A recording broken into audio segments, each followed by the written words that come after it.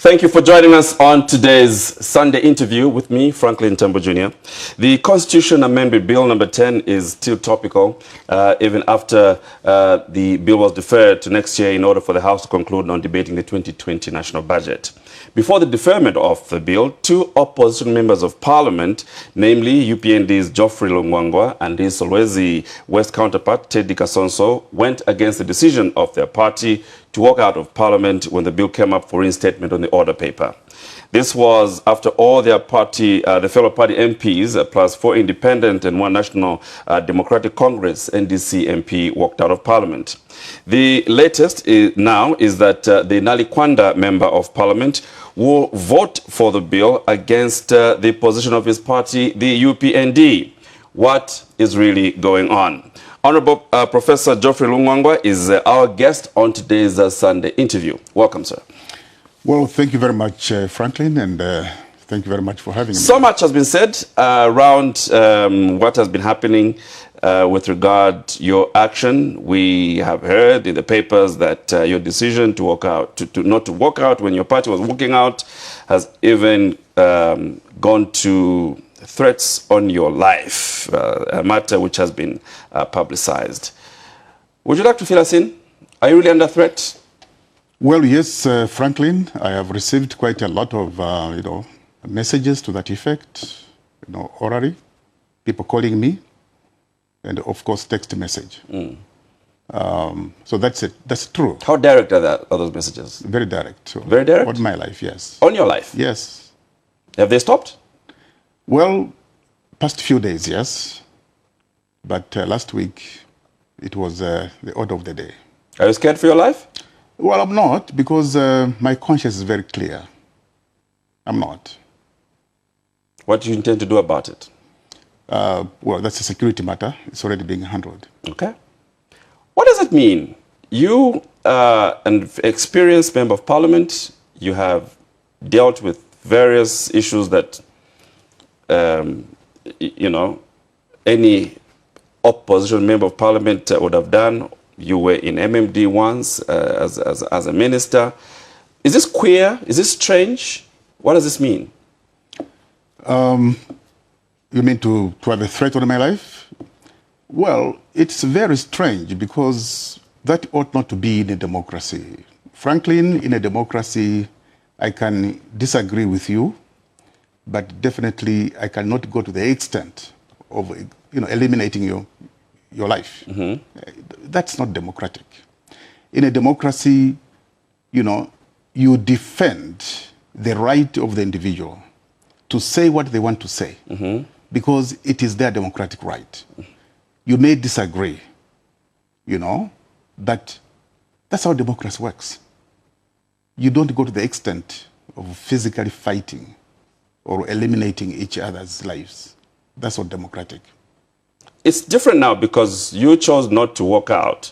But in 2017, you walked out when the president was, about to address parliament. Why not go with the same line as a... Well, this was a very simple motion, procedural motion. It was about a minute or two, motion. And that really there was no need to walk out. As you saw on television, our colleagues walked out quite all right, but they came back within 2-3 minutes. Yeah, but the principle is what might be the problem here. It's supposed to be an agreed position, which you should have been party to. Well, first of all, I think, yes, there was a meeting. Unfortunately, we didn't attend that meeting. Okay. And of course, when the walking out took place, we were all, the two of us were saying, but what's the point of walking out? This is a simple, procedural motion. I don't think, we should go to that extent. In any case, we were members of the select committee that scrutinized the proposed bill. And we didn't see any need really to walk out. So you were not briefed on the plan to walk out? No.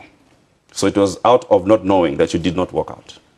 Well, I think even if we knew, we could have walked out. I'm sorry, we couldn't have walked out because it was a simple, procedural motion. And they didn't warrant walking out, in our view. Isn't that undermining the party? Well, I don't think On it's your part? I don't think it's undermining the party. You know, In the party's wisdom, it was right to walk out. I think what was important, in our view, was to debate. You know, In your view, in our view, as in yourself, myself and my colleague, if there was any contentious position, for example, we should have debated, you know, that simple procedural motion instead of walking out. well, the party, your party, did not make it a secret that they would not support this bill way before it came to Parliament. Why would you be surprised that that decision was made? Well, I mean, political parties have their own positions, all right? And that's the position of the party, that it won't support the bill. So you obviously could have known about this before it went to Parliament. It was common knowledge. And you had already decided you were not going to walk out. Well, we decided right in the chamber that there was no need to walk out over a simple procedural motion. Okay. Let's look at this issue of simplicity and why you think that your party should have stayed.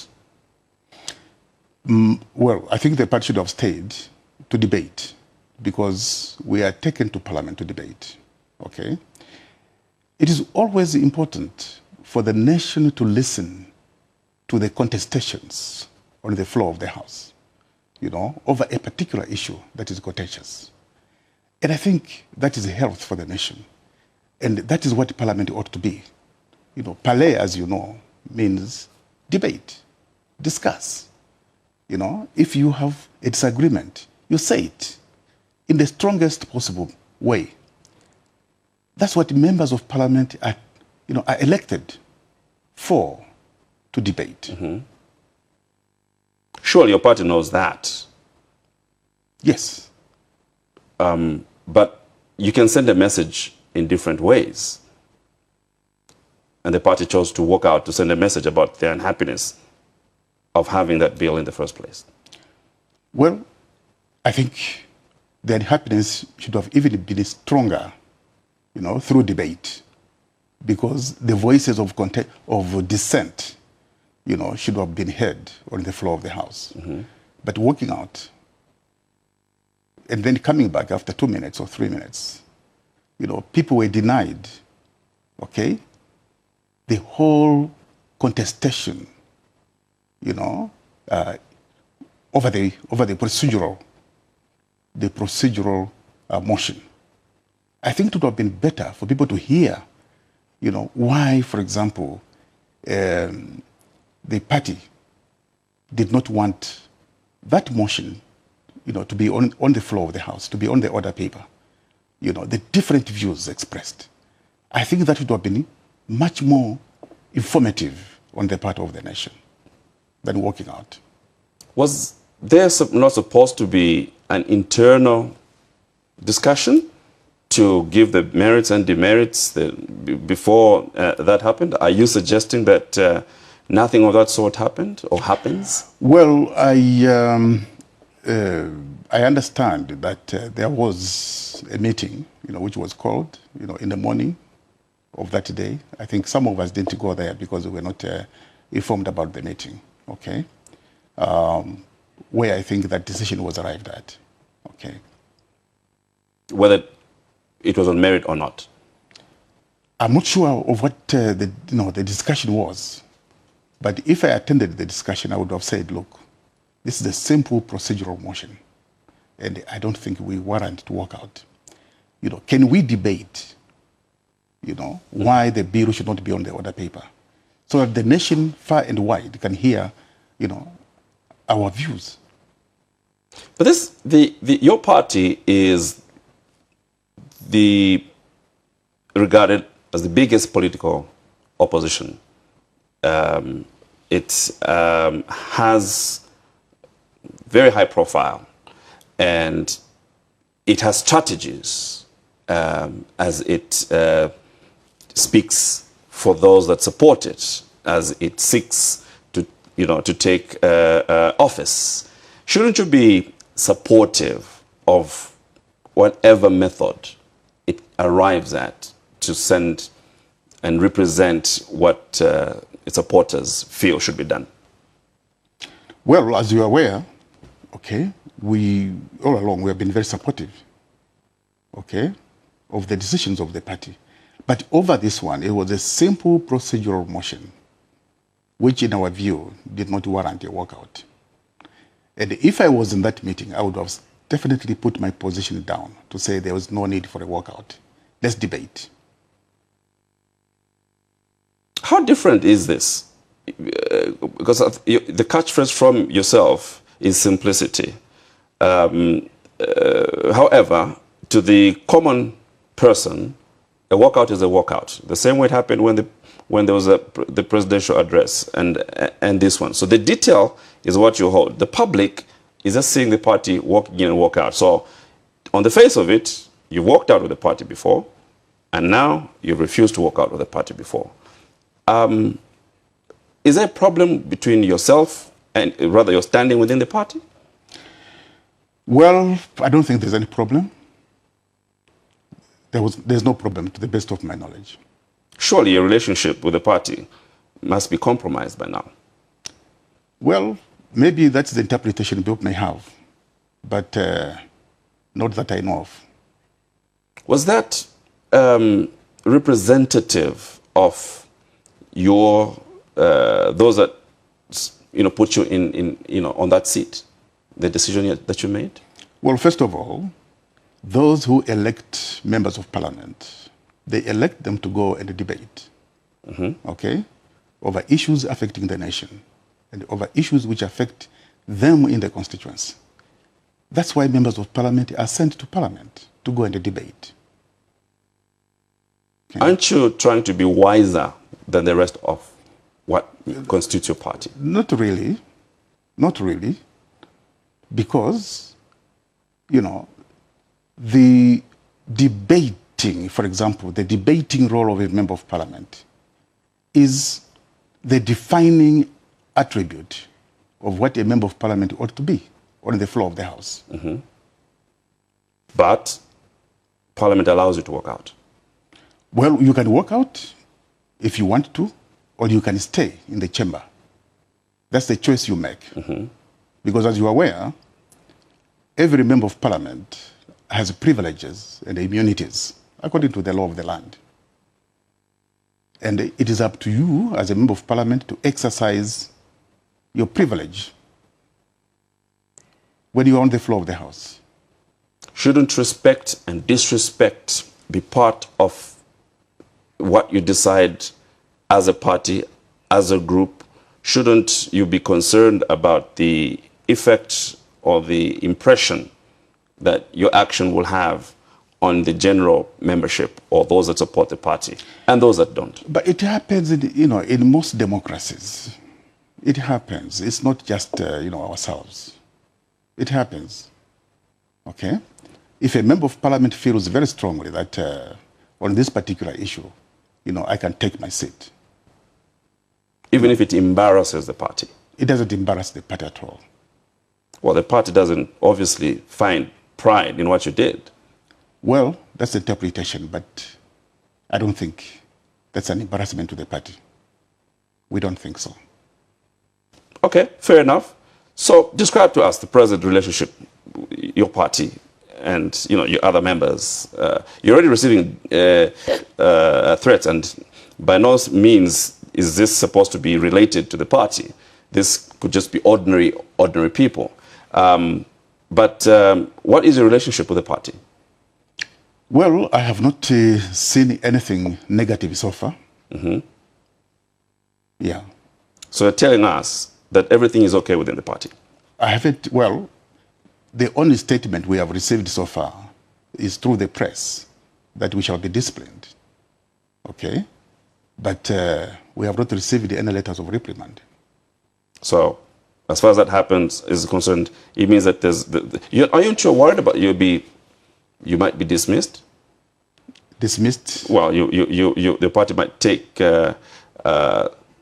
action against you? Well, There are, of course, procedures, to that effect. And if the party feels that that's the course to take, we shall wait and see. Let's look at let's touch on what affected you, because you're saying that there was no need to walk out at that point, but there's been a lot of dust raised regarding Bill 10, and you belong. You're part of a select of a select committee. Yes, I was on the select committee. On the select committee. Yes. What do you make of the apprehension regarding Bill 10? Of course, Franklin, there has been a lot of apprehension regarding Bill 10. Okay, a lot of negative things have been said about Bill 10, right? Well, that is what it ought to be in a democracy. Okay, people should be able to express their views. Okay, on the, for example, proposed laws of the land, right? Mm-hmm. Now, what are the apprehensions about Bill 10? There are many. Bill 10, for example, some of the things we have heard are that people don't want deputy ministers. People don't want parliament to be prorogued. They don't want members of cabinet, to stay in office. People were very apprehensive about the idea of, what do you call it, coalition government, taking out public commissions from the constitution, Bank of Zambia's powers, being removed. Okay, those are some of the apprehensions, and of course others. Mm-hmm. Okay, now when a bill is proposed by a citizen or a group of citizens or by cabinet, it is brought to Parliament, the House of Representatives of the people. Okay, and then the Speaker appoints a committee, or there is already an established committee, legal committee, which scrutinizes the bill, and eventually a report is written. Now, this is what happened with Bill 10. When it came to Parliament, Honorable Mr. Speaker established a select committee, from independent members of Parliament, the PF, UPND, MMD, FDD. We were selected to scrutinize, the bill, okay, and then eventually come up with a report to the House. And what I can tell you is that the select committee subjected the bill, Bill 10, to the highest level of scrutiny. It was subjected to a litmus test of what the bill should be in a constitutional democracy. Because as you are aware, we are struggling to establish a constitutional democracy in this country. And there are certain basic tenets of a constitutional democracy. For example, one, institutions must be strong. Okay? Mm-hmm. Strong institutions. There must be effective and efficient, oversight responsibilities, especially of Parliament.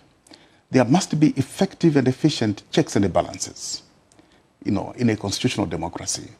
The will of the people must prevail on certain issues. The rule of law, must be in place.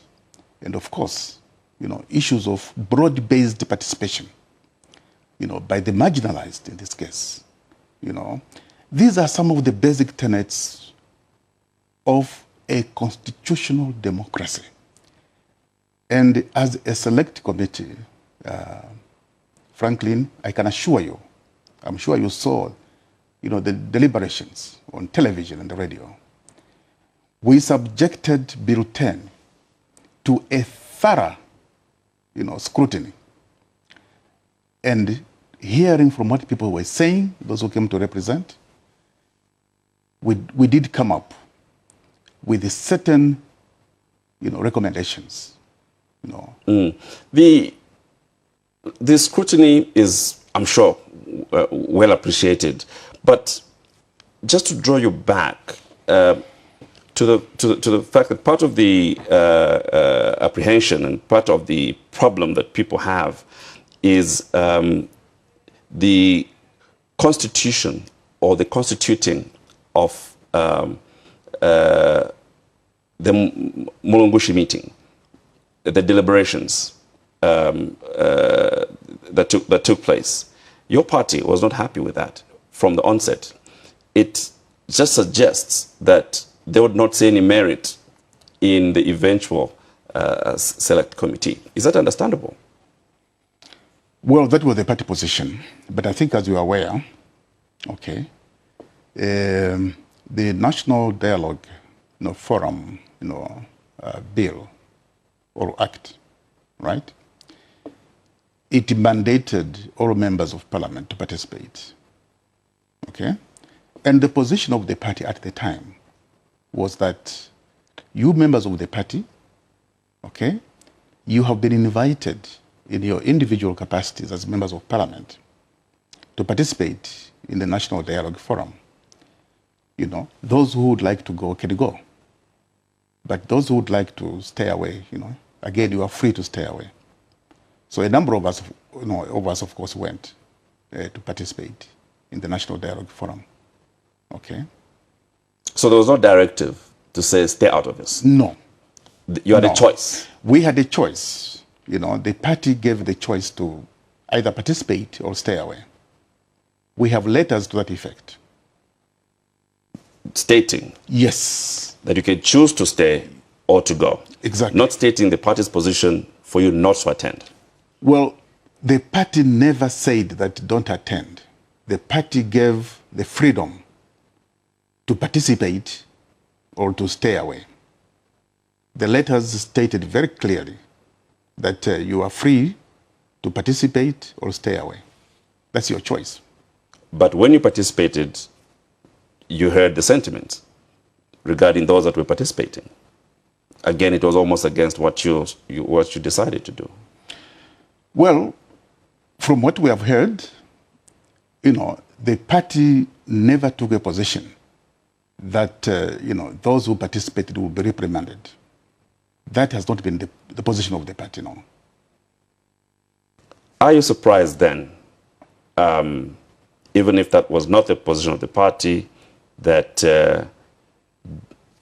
almost disregard for the quality or the profile of the select committee, the merits of what it is doing is not being recognized? Are you surprised? Well, I'm not surprised because, right from the beginning, the position of the party was that it wasn't going to participate. Yeah. So how do you expect the scrutiny that you're just telling me, the subjecting of the contents of Bill 10 by your select committee to be appreciated? By the party. Well, the party has taken a position, okay? So for you, it doesn't matter? Well, no, listen. The party has taken a position, okay, not to acknowledge Bill 10, right? Because it never participated, in the National Dialogue Forum, which was the outcome that gave rise, to Bill 10, right? But Parliament has its own procedures, isn't it? Like I said. And we, having been part and parcel of the select committee, okay, we can inform the nation what the select committee has done. And I think that's the reason why I'm here. All right? You're happy with what you've done as a select committee? Yes, extremely. Would you like to extremely happy with what have you done? Yes, let me go through the details briefly. First of all, like I said, that we subjected Bill 10, to the highest level of scrutiny, right? In order for it, to meet the test, the litmus test of constitutional democracy, all right? We did, for example, in the interest of, developing strong institutions in the country. As a committee, and from what we heard, we said we didn't agree with the whole idea of a coalition government, right? Because a coalition government means two losers forming a government. That's not what Zambians want. I'm sure. Two losers by the fact that the Constitution demands 50+1. Yes. So if you're below that, you're both losers. So you don't think, okay. That's what those who came to make their presentations to us as a select committee, they said we can't have a country where, two losing candidates form a government. Okay? It's not in the interest of the country. We need a strong president, who is able to meet the 50+1, and can proudly go to any part of the country. Okay? That's what Zambians want. And as a select committee, we said, we can't have a coalition, government. It's not in the interest of this country. And our recommendation states very clearly that 50+1 should be retained in the Constitution. If you look at issues of, for example, the public service commissions, okay? Bill 10 says, let us take out, repeal the provision requiring, the retention of public service commissions, in the Constitution. And we said, no, public service commissions are essential, okay, in the democratic development of this country. We need them in the Constitution. Okay, they serve a very important function. So our recommendation is the retention of the public service commissions in the Constitution. If you look at Bill 10, it is saying that the president, okay, can appoint permanent secretaries without any reference to, for example, the Civil Service Commission. And we are saying in our recommendations, no, let the Civil Service Commissions, be consulted when the president is making those appointments on behalf of the nation. Again, if you look at Bill 10, it is saying that permanent secretaries, should not be accountable for the finances. It is the secretary to the treasury who should be accountable. Okay? And those who came to submit, they were saying no. And as a select committee, we have said, let the permanent secretaries be accountable, for the finances within their ministries and provinces. Okay? Again, Bill 10, if you look at it, it made a proposal that the Bank of Zambia should only be concerned with formulating monetary policy and implementing. The other functions can go to the subsidiary, laws. And we are saying no. Let the Bank of Zambia, right, continue with its, functions. There's no need to strip the Bank of Zambia of its functions. Okay? That's, and I'm sure, not to cut you short, Honorable, that's a lot of work which the Select Committee seems to have done. I'm wondering at this point, what's the composition of the Select Committee? Well, like I said, earlier, the Select Committee was composed of members of Parliament from the political parties that are represented in the Parliament and the independents. Okay? So we had the members of Parliament from UPND, PF, FDD, MMD, and of course the independents. And you're all, does it entertain, or does it have members that have dissenting or opposing views to what you are recommending from Bill 10? How diverse, you think, is it with regards to the pointers that you're giving now? Well, first of all, I think let's wait for the debate on the floor of the House. When, the select committee presents its report, okay? If there are any dissenting views, we shall hear them, okay? We shall hear them on the floor of the House. But for now, the report is available. I have a copy here, right? And I'm sure a lot of citizens who are interested in what the select committee has done are reading the report, okay?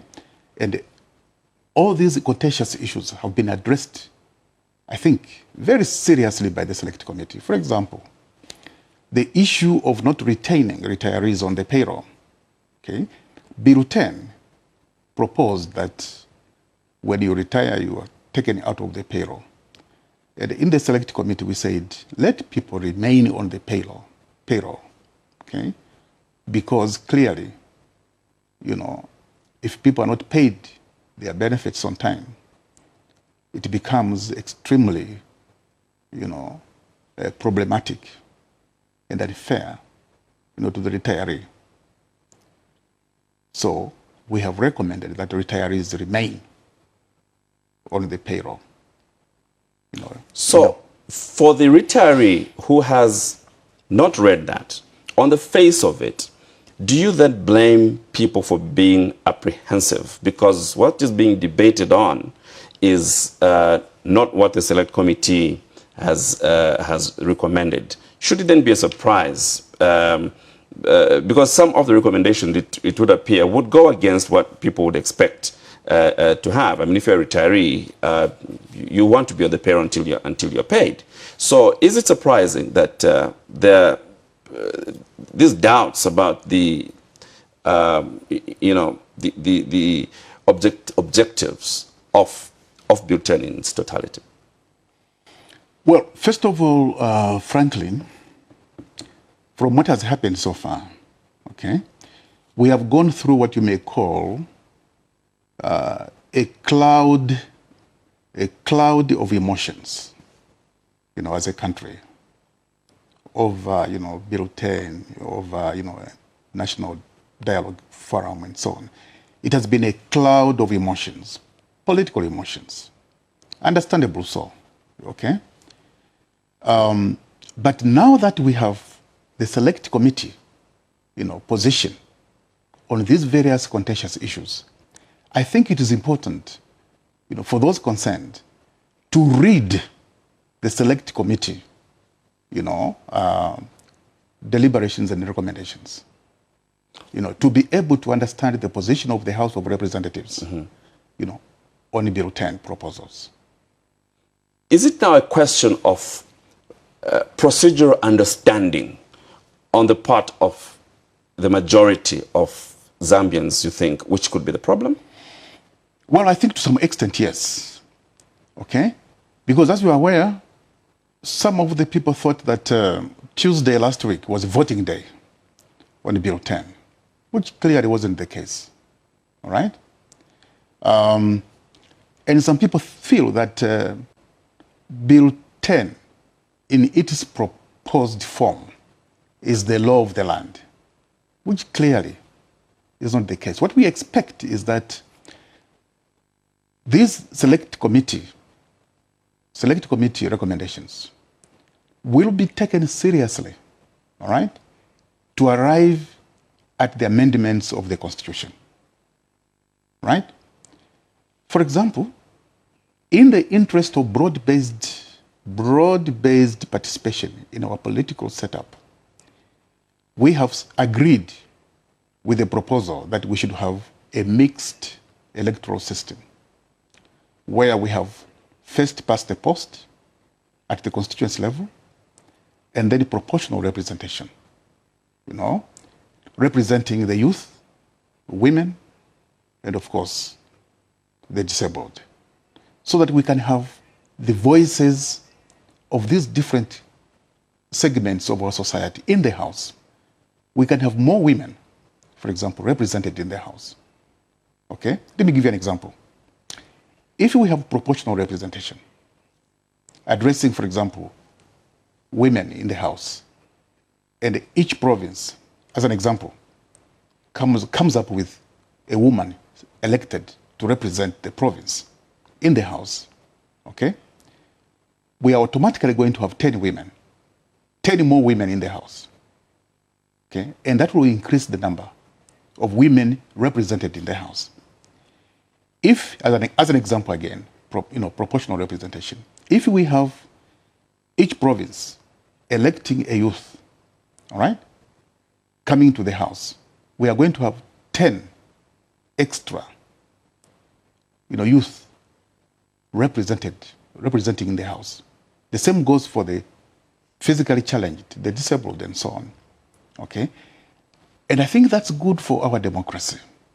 And as a select committee, we have agreed with that kind of approach. Other countries, they even go to the extent, okay, of saying each district will elect a member of parliament proportionally, to represent the district. For example, women, youth, and so on, okay, in order to have a broad-based participatory process or system in the House than what we have at the moment. Right. Are you to blame as members of parliament for this lack of appreciation and understanding from your electorates, from your constituencies, the flying around of emotions when there's knowledge and procedure that is supposed to follow once a bill is proposed? Are you too distant from the people that you represent? Because they must also be confused and disturbed at what is going on.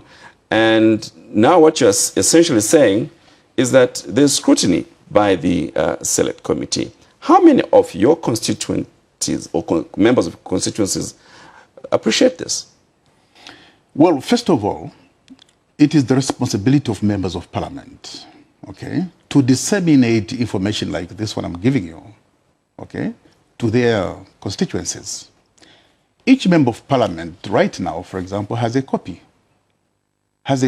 of the Select Committee report. And our responsibility is to read, digest, and of course, discuss this report with our members of the constituencies. Is that happening in practice? I mean, that is the standard.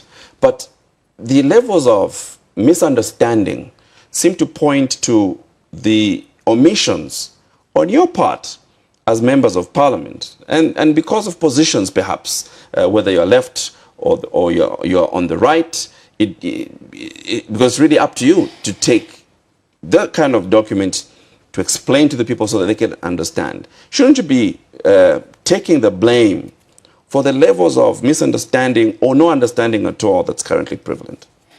Well, I think the blame may not necessarily be on the members of parliament.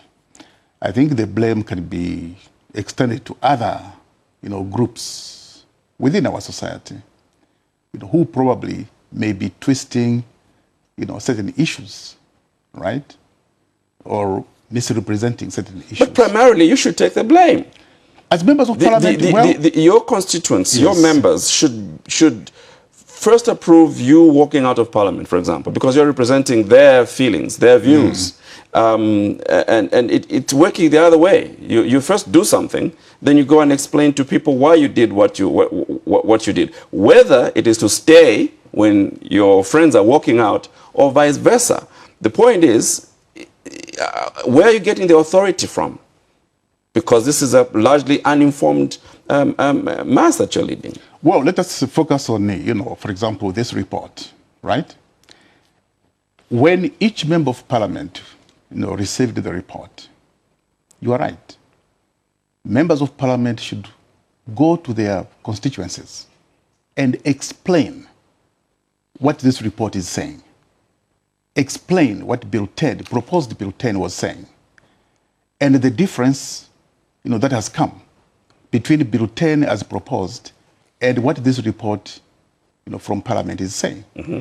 That is our responsibility as members of Parliament, So I agree with you that as members of Parliament, we should take it upon ourselves, to communicate, with our constituents. Okay? I think that's a genuine concern. So is it, this country is a growing democracy, and your party is the biggest political party, opposition political party, that is. You've been in opposition before, you've been in government before, you know what being in opposition means. Is it right to say or to suggest that actions of political parties in opposition don't necessarily aim at strengthening institutions of democracy for as long as they're outside? Is that a fair statement to make? Well, I think let's look at it this way, that great nations are developed out of consensus through compromise, right? Consensus through compromise. Let me give you an example. In the United States of America, way back in the 1700s, okay, they were confronted with this position of what do you do with the big states and the small states in terms of representations. And of course, through the Connecticut, agreement, the leaders came to an agreement that we should have two houses of representatives, Senate and the Congress, all right? It was agreed, consensus through compromise. Again, there was another issue. What do you do with the electing of a president when you have, states with a big population and the states with small population? Because a president can be elected by 5 states, big population. What about the rest of the country? Again, through consensus and a compromise, they agreed to have an electoral college system, which is still functioning now. So what I'm saying is, you build a nation through consensus and a compromise. That is fundamental. Here in Zambia, in 1963, okay, elections, UNIP, I think, had 14 seats. ANC had 7 seats. And the colonial government party had 16 seats. There was no absolute majority. UNIP and the ANC came together, and they had 21 seats. You get me? And that's how we ended up with having a transitional government and the President Kaunda as Prime Minister. You get it? That was consensus through compromise. Again, independence came. Zambia was going to go through independence. We still had the Barosland as a protectorate. It was a country on its own, so to say, like Bechuanaland, Basutoland, and the Swaziland. These were protectorates. And the question is, how should Zambia get independence when Barosland was a protectorate? Should Barosland go alone? We had the nationalist leaders and the traditional leaders in Barosland coming together. They went to London and they signed the Barosland Agreement for Zambia to get independence as one country. That was consensus through compromise. 1990, as you are aware, Franklin, okay, President Kaunda still had, I think, 3 years to go. But there was that, pressure for multipartism. The article in the Constitution had to be changed. The Cathedral of the Holy Cross, agreement. That was consensus through compromise. So, great nations are built on the basis of consensus and a compromise. Equally, political parties there are certain things which are of key interest to the nation. And as political parties, we have to transcend sometimes beyond our political party, positions, and look at what's the best interest of the country, in the best interest of the nation. That is how you develop a country. So based on that, it's clear that material like this probably wasn't taken, and especially before your select committee touched on Bill 10, wasn't taken to people to say, here is what has been arrived at. What do you think? That wasn't done. Well, the report, this report, for example, came out, I think, about 2 Fridays ago. Yes. Okay, 2 Fridays ago. And I think you are right. We need to disseminate. There's need to disseminate this report far and wide so that people are not caught up in the emotional cloud of Bill 10, the way Bill 10 has been, proposed. They should be able to make a comparison between what Bill 10 was proposing and what the Select Committee of the House of Representatives has been able to come up with on Bill 10. Okay? Right. And I think that's the reason why you have called me here, so that I can highlight some of the recommendations of the House of Representatives, the National Assembly, through the Select Committee on Bill 10. In your opinion, is this really a good thing? The Select Committee? Yes. The Select Committee has come up with recommendations which, in our view, are in the best interest of the country. First of all, let's go back in history, just a few years ago. Okay? In 2015, we had a lot of demands for the new constitution to be enacted. You remember?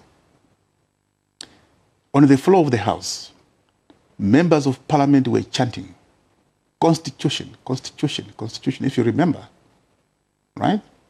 And of course, eventually, the amendments to the Constitution were brought to the floor of the House. And we sat the whole night debating the different proposed amendments, the whole night. And in the end, I think it was on the 4th of January, 2016, the amended Constitution was signed. But we all knew, and we still know, that there are a lot of lacunas, in the amended Constitution. A lot of lacunas, right? So, the current Constitution may not be the best Constitution that this country, deserves, because of a lot of lacunas, okay? And clearly, as a Select Committee, which scrutinized Bill 10, proposing amendments, to the Constitution, we addressed ourselves to that issue very seriously. And I can assure you that this document of the Select Committee is a very good document. You're a senior politician, and I'm sure that you want to lay way for others that might want to come, after you. Your decisions, the decisions that you make, have a telling on the future. Have talk about posterity judging you kindly or harshly. Are you sure? Really, really sure that your position on Bill 10 is the best? Our position as a Select Committee, yes. Posterity will be able to judge us, but I think judging us fairly. We did the best we could in the interest of the development of this country, in the interest of Zambia developing strongly on the path of a constitutional democracy,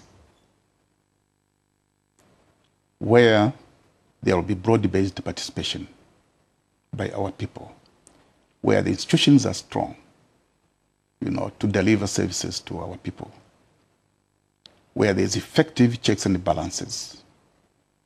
For example, here in our select committee, we said Parliament should have an oversight over the contraction of loans by the executive, right?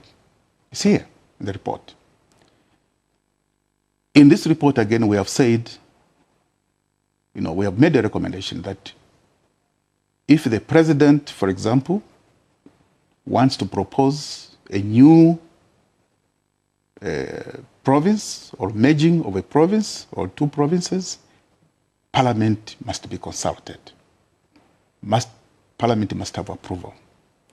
And I think that's for the good of this country. As we close,